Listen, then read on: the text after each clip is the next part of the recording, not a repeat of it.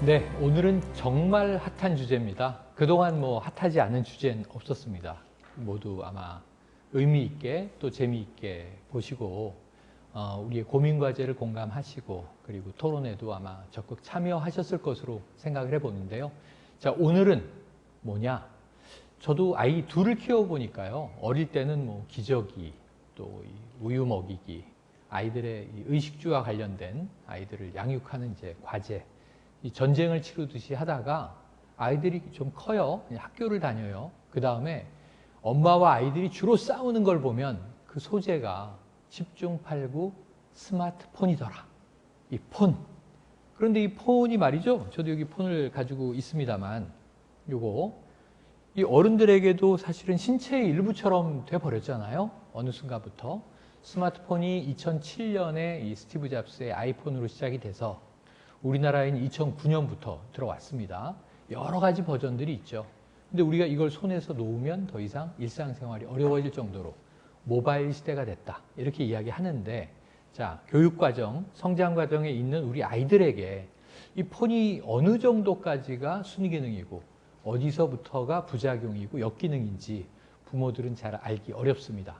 그래서 요즘에 부모들에게는요, 유행어가 하나 생겼다고 해요. 노모포비아. 포비아 그럼 뭔가 두려워하는 사회적인 현상을 이야기하는데 노모는 노 모바일 폰 포비아. 자, 폰이 없으면 이제 불안하고 두려운 거죠. 심지어는 뭐 틱장애 현상까지도 발생하는 경우가 있다고 하는데 그런데 우리 아이들에게는 이 폰이 늘 손에서 떨어지지 않는 게 부모들에게는 걱정되기만 합니다. 그래서 이 문제를 오늘 해안을 가지고 꿰뚫어 주실 또 국내 최고의 전문가 한 분을 저희가 모셨습니다. 어느 분이 이 분야의 전문가일까 고민 많이 했어요. 그런데 기관 이름이 놀이미디어 교육센터 딱이지 않습니까? 이 놀이미디어 교육센터의 권장희 소장님을 모시고 오늘 이야기를 풀어보려고 합니다. 권 소장님 오늘 감사합니다. 네, 안녕하세요. 반갑습니다. 폰을 가지고 계시죠? 아, 네, 갖고 있죠. 폰을 늘 쓰시죠? 늘 쓰죠. 네, 없으면 안 되죠. 맞습니다. 예. 하긴 폰이 없으시면 저희가 섭외를 못 했겠죠. 예. 연락할 수가 없으니까. 자, 그래서 이제 지금 뭐 우리가 디지털 시대, 네. 또 인터넷 시대, 온라인 시대, 모바일 시대, 뭐 수식어가 많습니다. 네. 거기다 코로나19 때문에 네, 맞습니다. 언택트 시대, 예. 이렇게 이야기가 되면서 네. 비대면으로 활동하는 게 더 권장되는 시대가 됐잖아요. 네. 심지어 2020년 1학기, 우리 아이들은 거의 학교를 가지 않았어요. 네. 온라인 수업으로 네. 거의 수업을 인정해주는 분위기가 됐는데, 네. 자, 이런 시대에 스마트폰, 우리 아이들에게 교육적으로는 제가 아주 학부모들이 때로는 단순해요. 좋은 겁니까? 나쁜 겁니까? 네. 사실은 과거에는 제가 스마트폰을 성장기 아이들에게는 가능한 쓰지 않게 하라 해서 그 2G 스마트폰에서 인터넷 기능이 없는 그 2세대 폰을 이제 2G 폰이라고 하는데 네, 이게 네. 그 한자로 보면 파이팅 스피릿 2G잖아요. 네, 그렇죠, 그렇죠. 그러니까 아이들에게는 전화 문자 되는 2G. 폰을 가지고 2G를 가지고 키워내라. 이렇게 해서 사실 전국의 많은 부모님들이 나는 우리 아이가 어느 정도 클 때까지는 스마트폰 안 주겠다. 이렇게 같이 키워왔어요. 저희도 아이 어릴 때 예. 10년 더 된 일인데 말씀하신 대로 인터넷 접속 안 안 되는 되고 거. 예, 예. 또 톡 같은 것도 안 되고 네. 그냥 부모가 너 어디 있어? 네, 전화 그 정도. 걸고 받고 예, 예. 문자 보내고 받고 네, 네. 위치 추적할 수 있고 이런 네. 정도였거든요. 그쵸. 저도 우리 아이 대학 들어갈 때까지는 투지폰 쓰게 했으니까 아. 지금 이제 23살인데 최근까지 그 투지폰 쓴 거죠. 그런데 그런데 이제 말씀하신 대로 코로나 이후에 이제 사회적으로 언택트 하면서 교육, 뭐 모든 활동이 이제 네. 온택트가 온라인으로 하게 됐지 않습니까? 네, 네. 그러니까 이제 많은 부모님들이 또 이제 혼란을 또 이제 겪기도 해요. 그러나 이제 우리가 핵심적으로 봐야 될 것은 스마트폰 자체가 좋다 나쁘다가 아니라 스마트폰이라는 좋은 기능을 어떻게 사용하고 얼마큼 사용하고 또 어떤 방식으로 사용하느냐는 것을 잘 이제 배워가야 되는 시대가 되었다. 네. 그렇게 생각해요. 그래서 나쁘다 좋다가 아니라 어떻게 사용하느냐. 제가 이제 그런 얘기를 먼저 합니다. 그 영국 속담에 그 돈은 선한 종이고 악한 주인이다 이런 말 있잖아요. 아, 그렇죠, 예, 그렇죠. 돈 자체가 문제가 아니라 네. 내가 주인이 돼서 돈을 사용하면 선하게 사용될 수 있지만 돈이 주인이 돼서 나를 부려먹으면 뭐 돈 때문에 살인도 일어나고 막 하지 않습니까? 네, 맞아요. 그러니까 스마트폰이라는 그 이 문명의 이기를 우리가 주인이 돼서 잘 사용해야 되는데 스마트폰이 오히려 우리의 일상을 다 지배하게 만들어서 그것이 악한 주인이 되지 않도록 나의 선한 종이 되도록 그런 관점으로 우리가 네. 접근할 필요가 있다 이렇게 생각해요. 야, 중요한 팁을 벌써 하나 주셨네요. 네. 그러니까 이 주종의 관계에서 네네. 돈이든 스마트폰이든 이건 사물인데 네. 사실 사물은 가치 중립적인 거잖아요. 네. 그러니까 이것은 선, 악, 가치 개념을 부여하기는 어려운데 쓰는 사람이 잘 쓰면 문명의 이기가 되는 거고 그렇죠. 나쁘게 쓰면 범죄의 도구가 되는 거고 그런데 그것을 결국 우리가 주인이 되면 통제할 수 있지만 우리가 종이 돼버리면 나쁜 주인을 섬기는 꼴이 돼버릴 것이다. 네.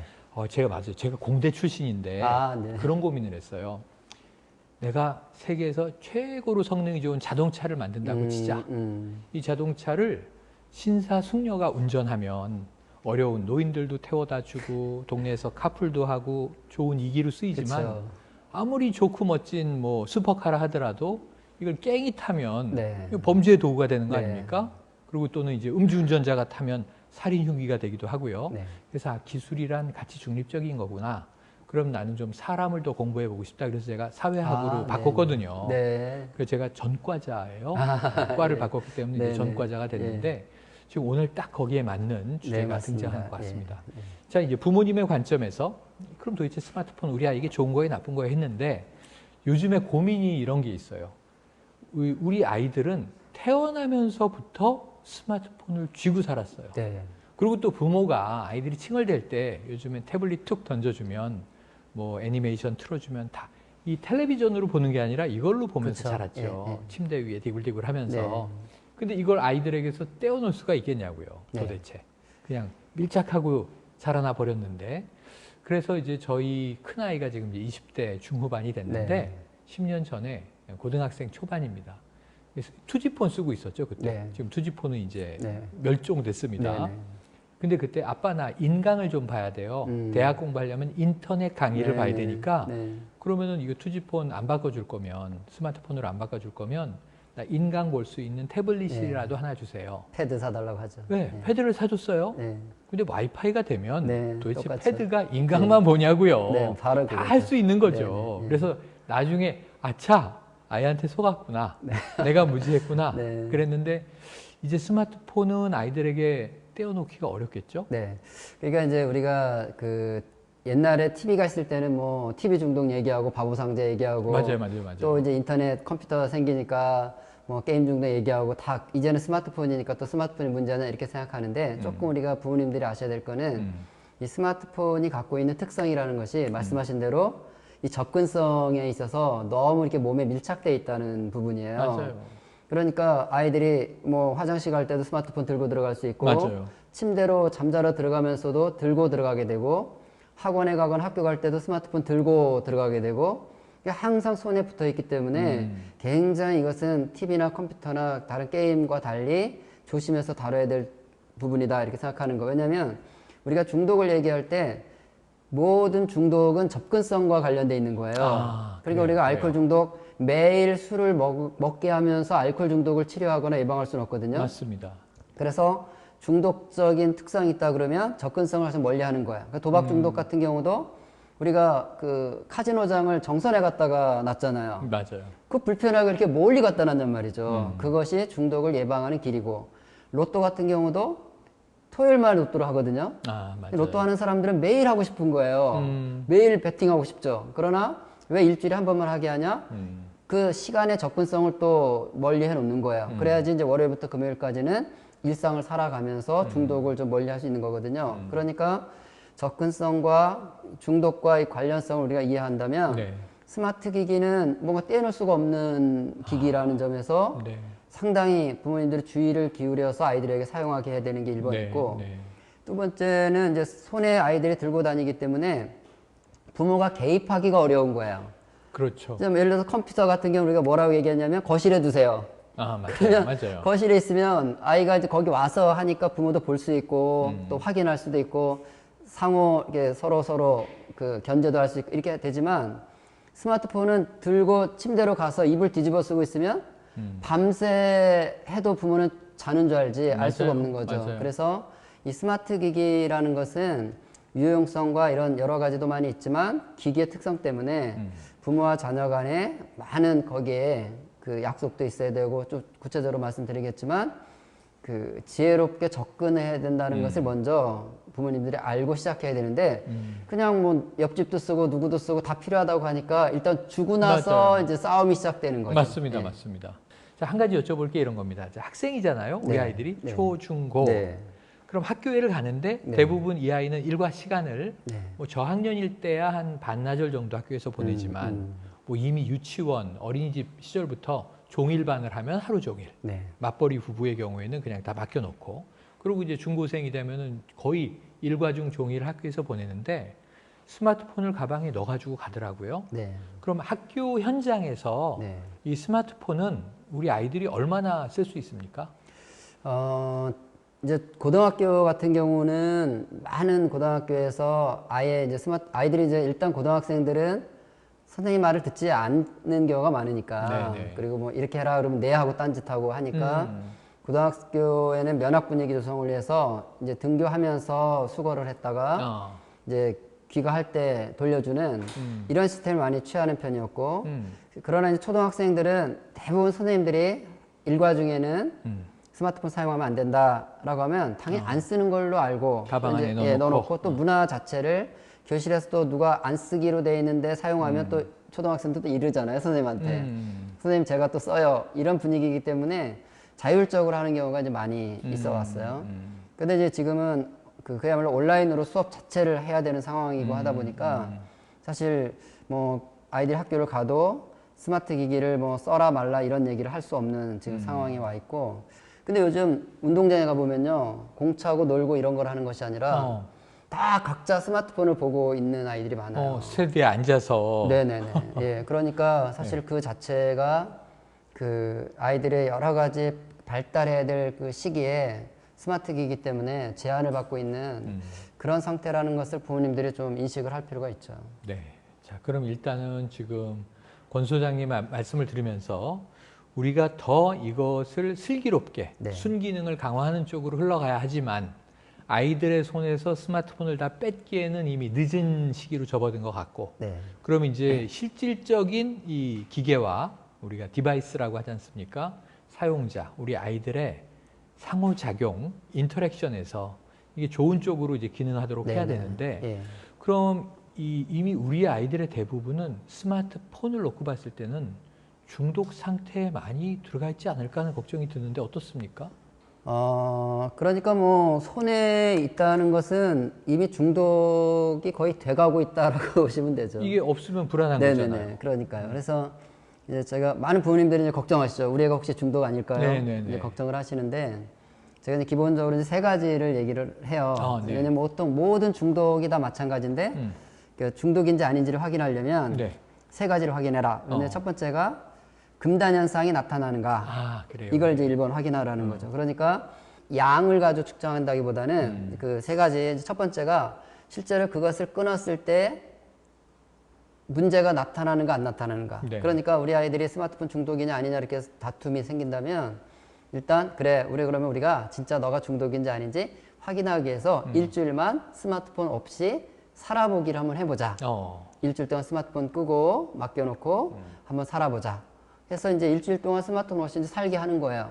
근데 우리 아이가 일주일 동안 스마트폰 없어도 자기 할 일 다 하고 뭐 어차피 일주일인데 뭐 그거 못 참아? 이러면서 잘 참고 있으면 우리 아이는 별로 중독과하고는 거리가 좀 있는 상태다. 금단 현상이 아직은 안 없네. 없으니까. 예. 그런데 사실 이걸 해보면요. 생각보다 3, 4일을 못 견딥니다. 이상한 행동들이 막 나타나는 거예요. 네네. 두 번째는 일상생활이 안 되면 중독으로 봐야 된다. 일상생활의 균형이 허물어진다. 네, 그거죠. 그런데 이제 지금 부모님들이 제일 힘들어하는 게 뭐냐면 이제 우리 전통적인 생각으로는 그 다음날 아침에 아이가 일어나서 학교를 가야 되기 때문에 적어도 밤 12시가 되면 날짜가 바뀐 거잖아요. 자야죠. 자야죠. 그런데 대부분의 스마트폰을 사용하는 아이들은 12시가 넘어도 침대에서 계속 이걸 하고 있다는 거예요. 그러면 이제 그만 자라, 뭐 더 언제까지 할 거냐, 이제 싸움 실랑이를 나죠. 하고 이제 스마트폰 내놔라. 이러고 이제 싸우고 나면 당연히 이제 그 다음날 아침에 못 일어나죠. 그렇죠, 그렇죠. 또 2차 전쟁은 또 깨우느라고 또 전쟁이 일어나죠. 그렇죠, 그렇죠. 일단 아이가 마땅히 그 학생의 신분으로서 학교를 가야 되고 또 학원을 가야 되고 자기 공부할 과제가 있고 이런 일상적인 생활이 무너지는 형태로 스마트폰이 아이에게 사용이 되고 있다면 그럼 일단 중독으로 봐야 된다. 네. 이게 이제 두 번째고요. 세 번째는 그 이제 아까 말씀하신 것 중에 의존과 관련된 것인데 이제 중독을 우리가 볼 때 어떻게 보냐면 그 중독적인 것을 할 때는 살아있는 느낌이 드는 거예요. 도파민도 나오고 네. 뭐 이제 활력이 있어요. 근데 그걸 안 하게 하면 마치 이제 이렇게 바람 빠진 공처럼 아무 의욕이 없는 상태가 우리 있는 아이가 거죠. 좀비가 되는 거군요. 그렇죠. 그래서 스마트폰을 사용할 때는 뭐 눈빛도 빛이 나는 것 같고 그런데 이제 스마트폰 끄고 너 이제 일상생활 해야지 하고 딱 해놓으면 눈이 갑자기 풀어지면서 자겠다 그러고 아무런 의욕을 나타내지 않는 상태. 그러니까 이제 그 세 가지를 금단현상이 있는가, 일상생활에 지금 지장을 받고 있는가, 또 그 스마트폰이 사용하지 않을 때는 무기력해져 있는가, 이런 현상들을 통해서 아, 스마트폰이 중독이 되고 있는가 아닌가를 관찰을 하면 부모님들이 거의 아마 지금 네. 90% 이상의 부모님들은 우리 아이는 중독일 중독이다 것이다. 이렇게 생각할 것 같아요. 지금 요즘 아이들은 노트북으로 작업을 하고는 그 내용이 저장하면 이 저장이 내 머리에는 백지, 이 안에 다 있어. USB가 있어야 뭘 할 수 있고. 그래서 아, 이게 기계와 사람의 뇌가 이제 연결이 된 시대가 돼버렸나 하고 무섭거든요. 네, 맞습니다. 근데 우리 아이들은 이미 그게 지금 일체화된 게 더 많이 진행됐을 거 아니에요. 그거 굉장히 중요한 지적을 하신 것인데 이런 실험을 해봤습니다. 고등학생들에게 두 그룹으로 나눴어요. 한쪽은 그 도서관에서 책을 찾아서 읽고 직접 써서 숙제를 내라고 했어요. 한쪽은 같은 내용을 컴퓨터실에 가서 자료를 검색해서 프린터를 해서 내라고 했어요. 그래서 이제 아이들이 숙제한 걸 이제 받아서 선생님이 한 명씩 앉혀놓고 아이들이 낸 리포트 그 내용을 가지고 선생님이 질문을 하는 거예요. 읽어보면서 이런 거는 어떤 거야? 물으면 이제 아이들이 거기에 대해서 자기가 한 거니까, 자기가 쓴 거니까, 자기가 뽑아낸 거고, 자기가 제출한 거기 때문에 그렇죠, 그렇죠. 자기가 한 거죠. 그랬는데 도서관에서 과제를 한 아이들은 75%가 정확하게 대답을 해줬어요. 선생님 질문에. 그런데 컴퓨터실에서 한 아이들은 23%만 정답을 얘기하고 거의 반대네요, 비율이. 예, 거의 맞지 못했어요. 근데 아이들에게 이런 질문, 그걸 실험을 한 다음에 이제 대화를 하는 게 인터뷰하는 게 나오는데 한 학생이 이렇게 얘기해요. 컴퓨터실에서 작업을 한 아이는 그냥 마음에 드는 거 하나 골라가지고요. 드래그해서 복사하기 누르고 잘라 붙여서 프린트키 누르면 출력 쫙 되고요. 진짜 편해요. 이렇게 얘기를 하는 거예요. 우리가 많이 쓰는 카피 앤 페이스트. 그쵸. 예, 붓복. 그러니까 손을 열심히 움직여서 결과물은 냈지만 뇌는 전혀 사용되지 않았다는 뜻인 거예요. 테크닉만 썼어요. 그쵸. 손가락만 움직였지 뇌가 움직인 게 아닌 거예요. 그런데 책을 읽어서 숙제하는 애들은 다 읽어야 되고 요약해야 되고 그것을 또 손글씨로 다 써야 되고 이러니까 이런 과정을 통해서 끊임없이 두뇌가 움직이게 된 거죠. 그 차이라는 거예요. 그래서 우리 옛말에도 남의 힘을 빌리면 내 힘은 약해진다. 이런 표현이 있거든요. 그러니까 우리가 스마트폰이 없을 때는 전화번호 100개씩은 외웠거든요, 우리. 외웠죠. 그때는 외워서. 다 외웠죠. 몇십 개 있으면 기본 다 외웠고. 예, 여친 번호, 여친이 많지 않았습니다. 네, 가족 번호. 네네네. 제가 실언을 했네요. 예, 가족의 전화번호를 다 그쵸. 아닌데, 그때는 유선전화 시대라. 그냥 가족의 전화번호 하나였으니까. 유선전화로 해도 이제 업무상 친구 전화번호 뭐 다 있었죠. 전화번호가 많이 있었는데. 그러나 이제 그 스마트폰이 들어와서 모든 폰에다 저장을 다 하게 되고 그리고 그냥 이렇게 누르면 전화 걸리고 맞아요. 이 직접 010도 안 하잖아요. 맞아요, 그냥 맞아요. 누르고 검색하기 때문에 우리가 지금 급한 상황이 생기면 폰이 없을 때 집에 아내한테 남편한테도 전화를 할 수가 없는 거예요. 맞아요. 기억이 안 나는 거예요. 모르죠. 사무실 전화번호도 막 기억이 안 나는 거죠. 모르죠.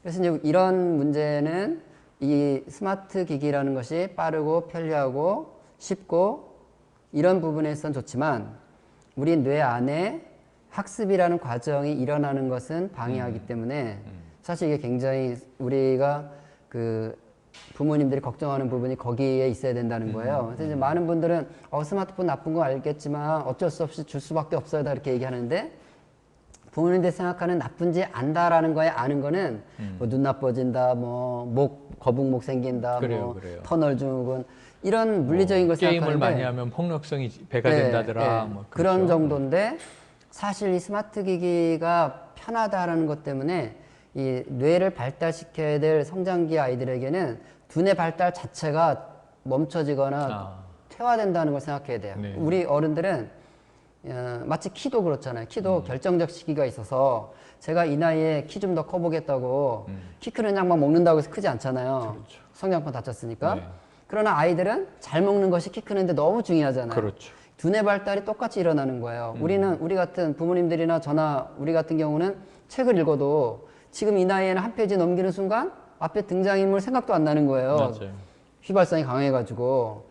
그러니까 우리는 사실 스마트폰을 오히려 마치 이렇게 뭔가 그 다리를 다쳐가지고 목발 의지하듯이 우리 뇌는 지금 스마트 기기의 많은 편리함을 이용해야 될 유용한 거죠.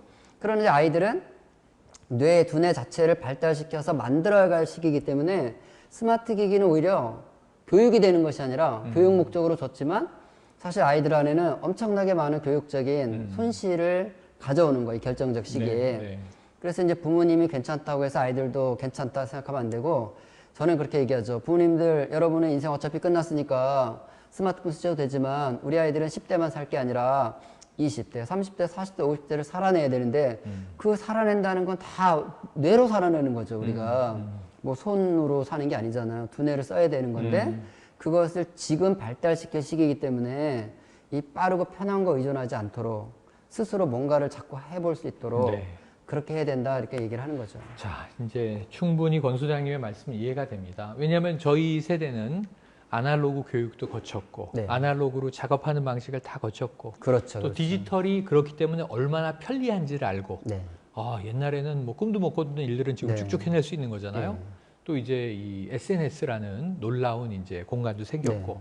우리의 이제 주장을 담론으로 예전에는 이거 방송국에나 가야 할 수 있는 말인데 이제는 제가 이제 뭐 파워 트위터리언이라든가 네. SNS에서 이제 셀럽이 되면 네. 제가 미디어가 되는 또 그렇죠. 시대가 됐어요. 그만큼 사람들이 주목하고 뉴미디어가 어쩌면은 기성, 레가시 미디어보다 더 잘 나가는 시대가 됐는데 자, 공평한 진행자이기 때문에 또 역으로 질문을 드릴게요. 네. 왜냐면 지금 우리 저 프로그램을 보고 있는 젊은 시청자가 있다면 네. 네. 디지털 세대, 모바일족 네. 시청자가 있다면 라떼족 이야기하고 있어. 네. 이제 디지털 시대로 넘어왔고 더 이상 책 읽고 수기로 손편지 쓰고 이런 시대는 흘러갔기 때문에 빅데이터 시대는요. 정보를 빨리빨리 처리해야 되는 시대예요. 그러니까 저희처럼 막 긁어 모은다.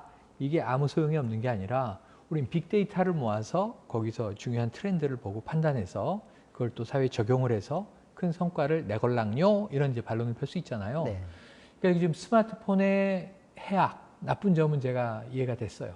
그럼 어쩔 수 없이 우리 아이의 손에서 강제로 뺏어낼 수는 없는 이 스마트폰이 지금 저희 세대와는 다르게 좀 또 순기능을 하고 있는 측면 없을까요? 그러니까 이제 그 순기능이라는 것은 그 순기능으로 사용할 수 있는 역량을 갖춘 다음에 사실은 순기능이 있는 거예요. 그러니까 아까 이제 그 교수님도 말씀하셨지만 아이들에게 이제 과제를 주면 PPT를 멋지게 이제 만드는 거는 우리 어른들보다 훨씬 더 멋지게 만드는 거예요. 맞아요. 그런데 내용을 들어보면 새로운 게 하나도 없는 거예요. PPT는 훨씬 더 멋지게 막 효과가 나타나고 디자인도 예쁘고 색상도 잘 만들고 본 게 많으니까. 그런데 들어보면 다 남의 얘기인 거예요. 다른 사람 얘기. 사실 긁어 모은 이야기들. 거기서 실제로 긁어 모아서 자기 것을 만들어내는 그 자기 이야기가 없는 거죠. 말 그대로 창의. 그게 안 되는 거예요. 이제 그런 부분들이 사실 그 한계가 있는 거거든요. 그리고 이제 우리나라 사람들이 이제 그 주로 이제 대학원이나 또 이런 그 창의적인 활동을 해야 되는 예술이나 이런 분야에 있어서 진짜 한계를 느끼는 부분이 바로 그 지점이라고 얘기를 해요. 그 뭐냐면 우리 이제 한국에서 공부를 하고 대학원을 이제 외국으로 특히 이제 미국 같은 데로 가면 어디서 딱 걸리냐면 쓰기에서 다 걸린다는 거예요. 아, 라이팅. 예, 라이팅에서 우리는 늘 그냥 1차적 사고를 하는 거에서만 외워서 답 쓰고 외워서 답 쓰고 그런데 이제 대학원을 가서 보니까 남의 얘기를 원치 않거든요. 그거 뭐 남의 얘기 다 인터넷에 있는 얘기니까 그것을 가지고 자기가 새롭게 재구성해서 자기 라이팅을 해서 만들어내야 되는데 그 부분에 훈련이 너무 안 돼 있는 거죠. 논리 전개를 쭉 예. 해야 되는데. 네, 그래서 이제 제가 주로 이제 그 스마트폰에 부모님들이 스마트폰을 좀 아이들에게 왜 그 문제의식을 가져야 되냐 이런 말 할 때 무슨 얘기를 하냐면 우리가 이제 그 글을 읽을 때 책을 읽을 때는 글을 눈으로 보는 게 핵심이 아니라 읽은 내용들이 단어와 글자들이 뇌 속에서 이제 논리 추론을 통해서 문장 이해력이라고부터 문해력이라고 하는 그걸 통해서 해석이 돼야 되는 거예요. 그렇죠, 그렇죠. 그 다음에 해석이 된 다음에는 기존에 갖고 있는 내 지식과 새롭게 해석된 지식을 믹싱을 해서 사고력과 창의력으로 이제 나가야 되는 거예요. 그렇죠, 다음 단계로. 그렇죠. 그거는 두뇌만 할 수 있는 거죠. 맞아요. 컴퓨터는 할 수가 없는 거죠. 근데 그 훈련을 뇌에다 자꾸 해놔야 뇌가 그 일을 하게 되는데 스마트폰을 보고 있을 때는 그 1차적으로 1단계 지식을 확인하고 설명하는 1단계에서 끝나고 벌써 그거 다음 단계로 넘어가려고 하면 화면이 바뀌어 있고 우리가 이제 그 유튜브 같은 걸 보거나 드라마 같은 걸 볼 때는 무슨 말을 했어요. 내가 정보가 일단 들어오면 내 안에서 이제 재해석하는 과정이 있어야 되는데 재해석하는 과정 동안 그 화면이 멈춰서 나를 기다려주질 않는다는 거예요. 흘러가죠. 흘러가죠. 그 거기에 계속 집중하다 보면 맞아요. 나는 계속해서 그것만 집중을 했지 그걸 재해석하는 과정을 안 했기 때문에 그 일이 안 일어나는 거예요. 지금 아이들 안에. 앞에 있었던 정보는 다 휘발돼 버리죠. 그렇죠. 순간적으로. 그리고 이제 얘기를 해봤자 겨우 어느 정도 얘기하냐 들은 얘기는 해요. 기억한 정도는 하죠. 그러나 자기 이야기로 얘기하라는 못하는 거예요. 이것이 이제 어떻게 요즘 나타나냐면 아이들이 이제 어휘량이 이제 많아져야 문해력이 커지는데 요즘 우리 초등학교 중학생들의 가장 큰 문제가 어휘량이 너무 이제 어휘가 안 되는 거예요. 그 어휘가 안 되는 이유가 이제 스마트폰 많이 보고 또 학습 만화를 또 많이 봐요 요즘 아이들은. 아, 그렇죠, 그렇죠. 이제 학습서를 만화로 다 쉽게 만들어 놨단 맞아요, 말이에요. 맞아요. 이제 우리가 글자로 된 책을 읽다 보면 글을 읽다 보면은 모르는 단어가 있으면 앞뒤 문장을 다시 보면서 이 문장 속에서 이 단어가 어떻게 쓰였지라는 걸 추론을 하는 거야. 그러니까 추론을 통해서 이 단어는 이런 뜻이겠구나. 이 과정이 뇌에서 일어나기 때문에 어휘가 늘어나는 거거든요. 그런데 이제 학습 만화를 볼 때는 읽다가 모르는 단어가 있으면 그 문장을 다시 읽으면서 추론을 하는 것이 아니라 그림을 보고 이해를 하는 거예요. 아하. 그러니까 그 단어는 무슨 뜻인지를 추론을 통해서 확인을 못 하는 거예요. 그래서 아이들이 요즘에 너무 해프닝이 많이 일어나는 거예요. 글을 읽었는데 읽긴 다 읽죠. 한글 아니까. 읽었는데 그 단어가 이 문장에서 어떻게 쓰였는지 추론할 능력이 안 생겨 있기 때문에 엉뚱한 짓을 하는 거예요. 그래서 최근에 그 방송 이제 문해력이 얼마나 우리 아이들이 떨어지고 있는지에 대한 다큐가 나왔는데 아이들을 모아놓고 이제 국어 수업을 합니다. 캠프로 해서 국어 수업을 하는데 이제 그 얼굴이 피다. 이게 시에 시. 얼굴이 피다라는 그 얼굴이 피다라는 내용이 들어있는 시를 읽어주고 얼굴이 피다와 관련돼서 이미지를 그려봐라 이렇게 한 거야 아이들에게. 그러면 이제 시에서 얼굴이 폈다라고 꽃이 피듯이 얼굴이 폈다 그러니까 자기가 그 얼굴의 어떤 모습을 많이 이제 상상해서 그릴 걸 기대하고 했는데 얼굴에다 피를 그려놓은 거예요. 남양 특집이 됐네요. 네. 얼굴이 피라는 거죠. 그 약간 요즘 아이들은 할로윈 분장 이런 걸 많이 하다 보니까 그러니까 그렇게 됐나? 그게 문장 속에서 단어가 사용되는 것을 추론을 못하는 이런 일들이 유튜브만 보면 그런 일이 생기는 거예요. 이제 이런 부분들을 이제 우리가 걱정하는 것이고. 이게 완전히 저거예요. 그러니까 구글 번역기처럼. 그쵸. 얼굴은 피다를 영어로 하면은. 그쵸. Face is blood 이렇게 되는 거잖아요. 네. 그런데 뇌가 그렇게 되는 거예요. 섬찟하네요. 네, 섬찟하죠. 그런 문제가 지금 가장 크다는 거죠. 그래서 아이들이 기능적으로 잘 사용하는 거에 부모님들이 너무 감동받으면 안 된다는 거예요. 제 얘기는. 스마트폰 쓰면 진짜 어린애들도 뭐 별거 다 찾죠. 엄마 아빠들이 깜짝 놀라죠. 깜짝 놀라죠. 왜냐하면 가족들이 여행을 하고 돌아왔는데 초등학교 한 1학년 된 아이가 예.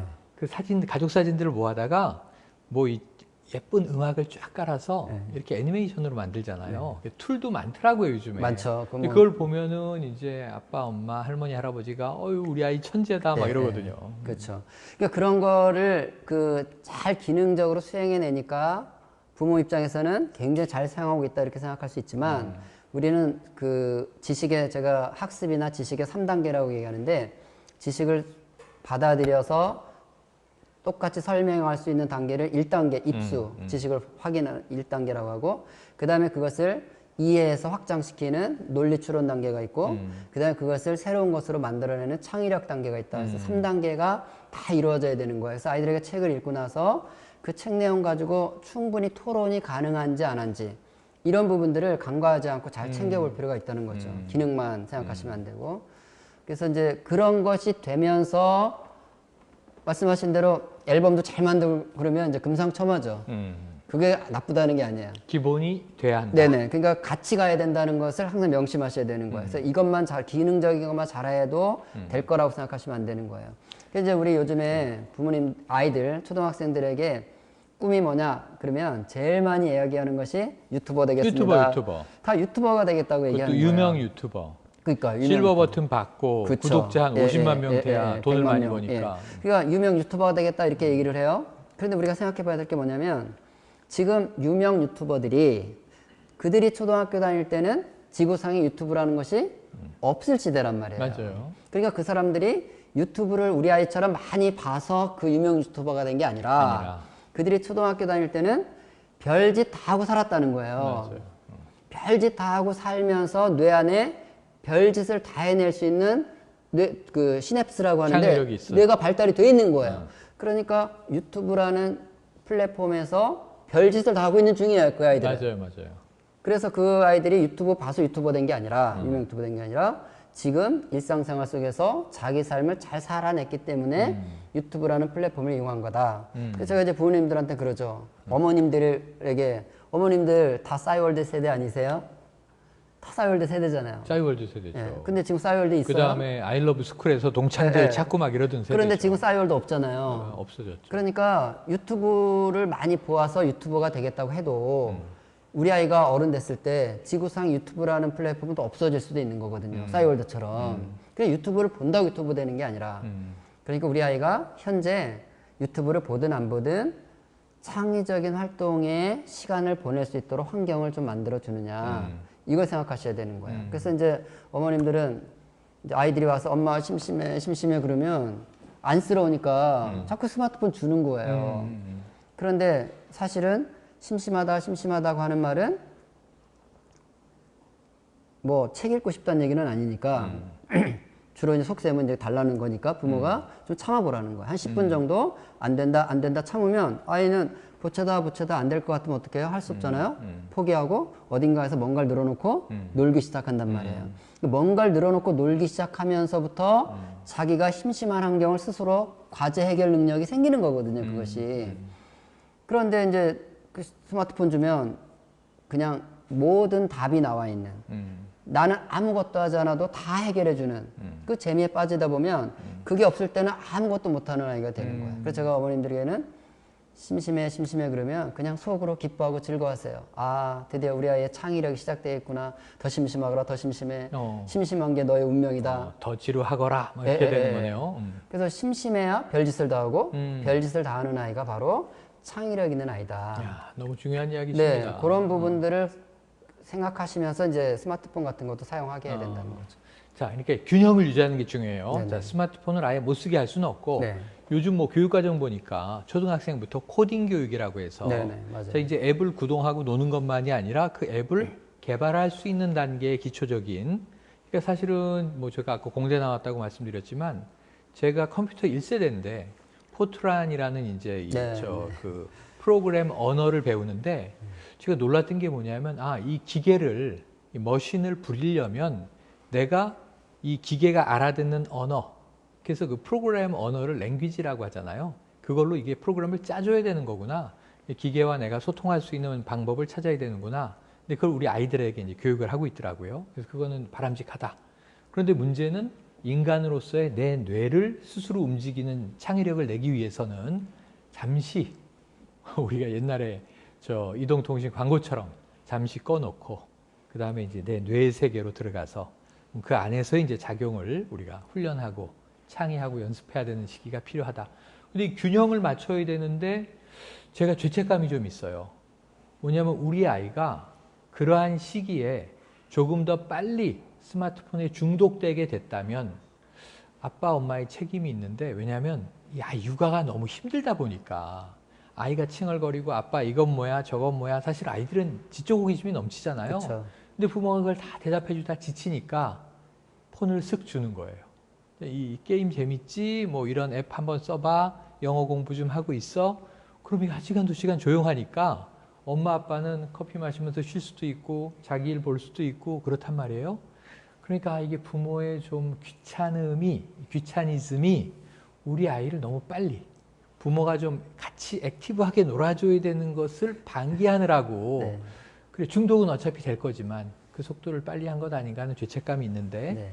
그럼 이 부모들이 전 아이들을 바꾸기 위해서 노력하려면 부모도 바꿔야 되잖아요. 부모가 스마트폰 중독이면 아이에게 집중할 수가 없잖아요. 네. 이 균형을 맞추기 위한 좀 부모들의 행동 방식, 네. 어떤 지침들이 필요할까요? 실제로 그 부모가 중독됐을 경우에 자녀가 중독되는 율이 훨씬 더 높다는 연구는 이미 나와 있고요. 상관관계가 네. 있구만요. 근데 이제 그 재밌는 과학적 지식을 좀 그 설명하면 거울 뉴런이라는 게 있어요. 거울 신경. 그게 뭐냐면 우리 뇌에 뉴런이라는 신경이 있는데 네네. 이 신경에는 다 거울이 달려 있다는 거예요. 그래서 제가 바나나를 먹으면서 뇌를 찍어요. 그 다음에 앞 사람이 바나나 먹는 것을 보면서 뇌를 찍었어요. 두 사진을 비교해 봤더니 뇌 활동 사진이 똑같다는 거예요.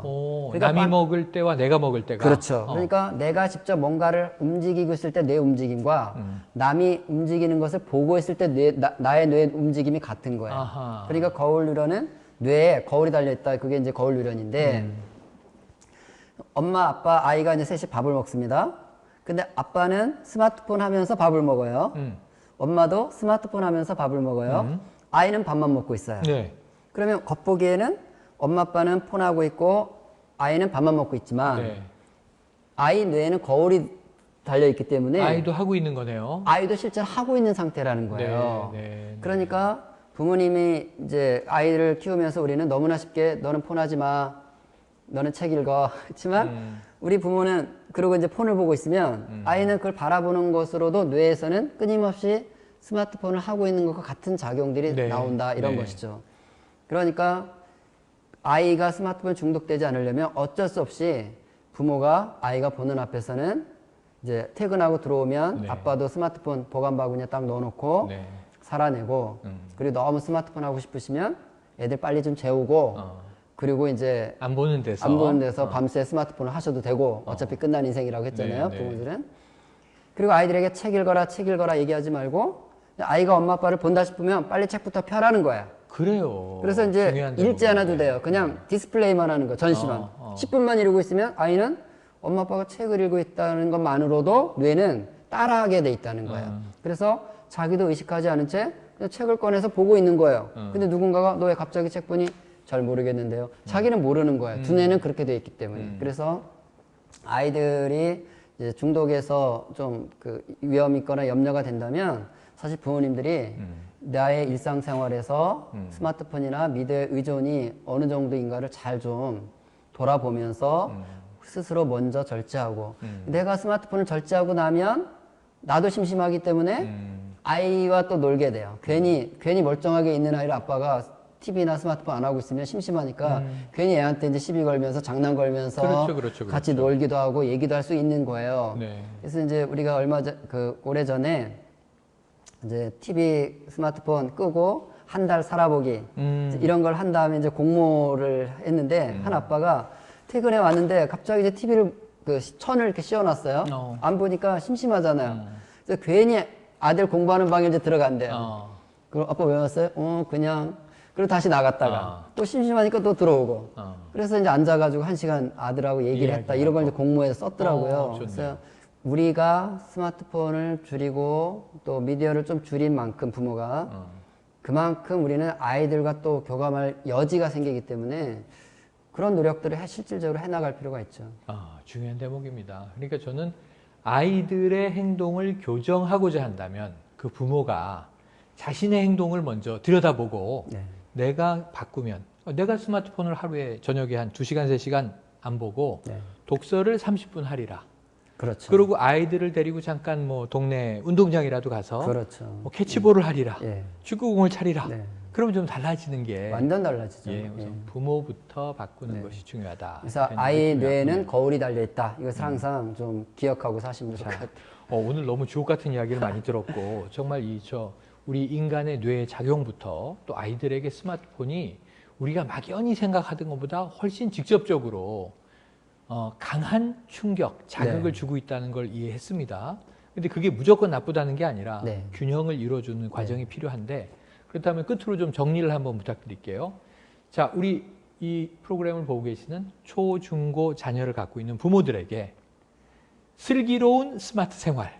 자, 뭘 지키면 됩니까? 아까 네. 제가 딱 온 게 접근성 문제. 네네네. 이제 접근을 못 시킬 수는 네, 없고, 네. 그 다음에 이제 우리가 중독 체크하는 거 말씀해 주셨잖아요. 금단 현상이 있느냐, 일상생활의 균형이 깨지느냐, 그 다음에 세 번째가 의존. 의존이 이제 거기 네. 강해져서 폰을 내려놓으면 혹시라도 무기력해지고. 생기나 네. 이 어떤 기력을 잃게 되는 네. 모습을 보이느냐 네. 이런 걸로 이제 체크할 수 있게 됐는데, 자, 스마트폰을 안 쓰라고는 할 수 없으나 네. 그러면 예. 적절하게 쓰면서 우리 아이들이 교육 단계를 조금 더 왕성하게 적극적으로 잘 이행해 나갈 수 있는 슬기로운 스마트 생활 지침을 주시죠. 네, 요즘 이제 코로나로 인해서 우리가 3텍트란 생활 네, 방식을 뉴 네, 노멀 네. 새로운 일상생활 방식은 3텍트다. 그래서 언텍트, 온텍트, 컨택트 얘기하거든요. 네, 맞아요. 가정 안에서 이 세 가지 슬기로운 미디어 생활을 저는 해야 된다고 봐요. 가정에서. 네, 그래서 이제 첫 번째는 언텍트 미디어. 네.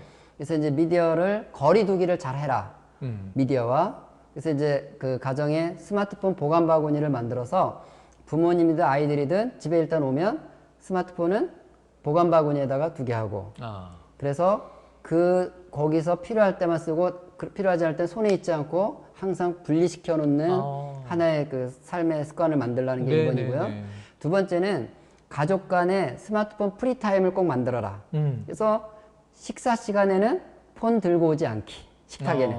그래서 우리는 사실 식탁에서도 밥 먹으면서 이러보면서 맞아요. 예, 이 음식에 누가 어떻게 만들었는지도 모르고 먹잖아요. 아이 자라는 얼굴도 모르고. 그렇죠. 그래서 그 식사 시간, 그 다음에 잠자기 뭐 밤 10시 이후 잠잘 때까지 이런 몇 가지 중요한 포인트들을 시간을 정해서 우리 가정 스마트폰 프리타임 이거 딱 만들라는 거야. 그래서 일정의 거리 두를 수 있는 기회를 만들라는 것이고 또 세 번째는 가능하다면 그 아이들이 그 온라인으로 해야 될 여러 과제들을 스마트폰보다는 PC나 패드나 고정된 시간과 장소로 제한할 수 있는 것을 사용하도록 많이 해라. 네. 그래서 이제 그 컴퓨터를 카톡 같은 경우도 컴퓨터로도 다 할 수 있거든요. 맞아요. 밴드도 가능하고. 맞아요. 그러니까 가능한 한 컴퓨터를 쓰게 되면 시간과 장소에 제한을 받기 때문에 그렇죠. 거리 두기가 가능한데 스마트폰을 주면 카톡만 하는 것이 아니라 모든 일들을 손에서 하니까 이거 하다 저거 네네, 하다 그렇게 앱에서 돼- 앱으로 계속 그렇죠. 넘어가죠. 그러니까 이제 거리두기가 안 되죠. 그래서 언택트 미디어는 이런 세 가지를 잘 하면 좋겠고, 그다음에 이제 온택트 이제 그 온택트는 밸런스가 중요한 거예요. 네. 이제 균형 있게 사용해야 되는 것이죠. 그래서 이제 뭘 해야 되냐면 아이들이 미디어를 사용하는 것이 잘못된 것도 아니고, 근데 어머니들은 뭘 쓰려고 그러면 자꾸 제한을 하기 때문에 맞아요, 아이 입장에서는 약간 죄의식이 느껴지는 거야. 하면서도 예, 하면서도 죄의식이 느껴지고 또 자기는 30분밖에 안 했는데 엄마가 등 뒤에서 보면 2시간 한 것 같고 맞아요. 그럼 엄마는 또 막 야단치면 맨날 그거 갖고 싸운다니까요. 예, 2시간 한 것 같은데 나는 30분밖에 안 했으니까 억울하고 이제 이런 문제가 생기기 때문에 그 사용 시간 또 어떤 내용을 쓸 건지를 미리 약속을 정해 놓으라는 거예요. 그래서 나는 이러이러한 활동과 이러이러한 게임을 위해서 무슨 요일에 몇 시부터 몇 시까지 몇 시간은 사용한다라는 것을 다 적어서 부모랑 합의를 하면 아이는 어차피 약속한 시간에 내가 약속한 게임을 하고 있기 때문에 떳떳한 거예요. 그렇죠. 부모 입장에서 뭐 내가 약속한 거니까. 그래서 정해놓고 하는 사용 약속을 정하고 두 번째는 실천 기록장을 좀 사용하기를 바라는데 이건 뭐냐면 아이들이 그 시작할 때 시간을 쓰게 하는 거야. 예를 들어 내가 그 스마트폰으로 마인크래프트라는 게임을 1시간 한다 그러면 시계를 먼저 보는 거야. 지금 3시 30분 시작. 그 다음에 마인크래프트라는 게임. 그 다음에 1시간 하고 나면 끈 시간. 그 다음에 사용 시간 1시간. 요거를 기록을 하게 하는 거야. 그런 아이들이 켤 때 시계를 보고 끌 때 시계를 보게 되는 거야. 시계를 본다는 것은 need, 필요한 만큼 사용한다는 거야. 그런데 시계를 안 보면 디자이어, 욕망, 욕구만큼 하려고 하는 거야. 근데 욕구는 끝이 없죠. 그러니까 싸움이 생기는 거거든요. 그렇죠. 그래서 이런 실천 기록장을 통해서 약속한 것들이 스스로 나는 이걸 지키면서 사용한다라는 그 균형을 만드는 걸 만드시고, 세 번째는 프로그램을 좀 활용하라는 거예요. 그래서 스마트폰 같은 경우는 구글 안드로이드 폰에는 패밀리 링크라고 치면 되는데, 구글에서 만든 부모와 자녀가 함께 그 시간 관리하는 프로그램이 있어요. 이거는 이제 설치를 하면 아이폰이 아니라 부모 폰에서 아이폰을 통제하는 거예요. 그래서 시간도 정할 수 있고 앱도 정할 수 있고 같이 정하는 거죠. 그러면 예를 들어 1시간 하기로 했는데 아이는 1시간 하고 안 끄잖아요. 그럼 꺼라 해야 되잖아요. 근데 엄마 폰에서 1시간 하기로 했으니까 여기다 설정한다. 설정해 놓으면 1시간이 되면 인터넷이 끝나는 거예요. 아이는 더 하고 싶어도. 싸울 필요가 없죠. 그 다음에 이제 아이폰을 쓰는 사람들은 스크린 타임이라는 아이폰 안에 또 그 장치가 있어요. 그래서 이제 부모와 자녀가 약속을 한 거를 거기다 기록을 해 놓으면 저절로 관리가 되는 거예요. 앱 관리도 되고. 그래서 이런 프로그램을 좀 사용해서 정해진 시간들을 각자 책임 있게 지켜나갈 수 있도록 도움을 받는 것. 이게 이제 온택트라고 할 수 있고, 마지막에 이제 컨택트는 사회적으로는 거리를 두되 가정에서는 부모와 자녀 간에 훨씬 더 친밀감을 좀 갖는 시간을 많이 가져라. 사실 저는 코로나 이후가 우리 인류에게 엄청난 기회를 줬는데 그 기회는 가족 간의 유대감을 키워갈 수 있는 기회를 줬다. 그동안 우리 너무 바빴어요. 아이는 뭐 학교 학원 다닌다고 바빴고, 부모는 일한다고 바빴고, 저녁 같이 먹는 게 불가능하고 뭐 당연하게 생각했죠. 그런데 이제는 갈 데가 없어요. 갈 데가 없고, 돌아다니면 우리가 눈총 받고. 집콕족이죠. 그렇죠. 해외여행도 못 나가고. 해외도 못 가고. 그러니까 이제 가족들이 같이 일상을 함께 사는 것. 그러니까 엄마는 아이랑 같이 장을 보러 같이 가고, 갈 데가 없거든요, 얘가. 집에 두면은 게임할 테니까, 야, 우리 오늘 저녁 뭐 해 먹을까? 같이 장 보러 가자. 그래서 아이가 해 먹고 싶어 한다는 거를 아이 데리고 나가서 직접 고르고, 와서 같이 다듬고, 요리 같이 하고, 이런 일상생활을 부모와 자녀가 함께 할 수 있는 정말 절호의 기회가 온 거거든요. 근데 그것이 아이들에게 스마트폰을 통해서 얻을 수 있는 교육적 효과보다는 훨씬 더 많기 때문에 그런 가족 간의 컨택트를 좀 더 많이 해나가면 미디어 중독 별로 걱정 안 해도 될 것 같아요. 걱정 안 해도 된다. 완벽 정리를 해주셨어요. 자, 이런 이야기가 생각이 났습니다. 이 권 소장님의 말씀을 들으면서 코로나19가 준 선물, 기회. 근데 코로나19 자체가 또 재앙이고 재난이란 말이에요. 어떤 가족은 코로나19 때문에 부부가 집에서 함께 있는 시간이 길어지자 이혼을 한 부부도 있고요. 또 어떤 부부는 평소에 대화 시간이 없던 것을 이런 또 방법이 있네 하면서 금슬이 더 좋아지기도 하고, 가족 간의 불화가 커지기도 하고, 가족 간에 더 화목해지기도 하고. 자, 여러분 어떻습니까? 코로나19가 준 이 집콕의 시간을 기회로 쓰시겠습니까? 아니면은 이게 또 불화의 씨앗으로 쓰시겠습니까?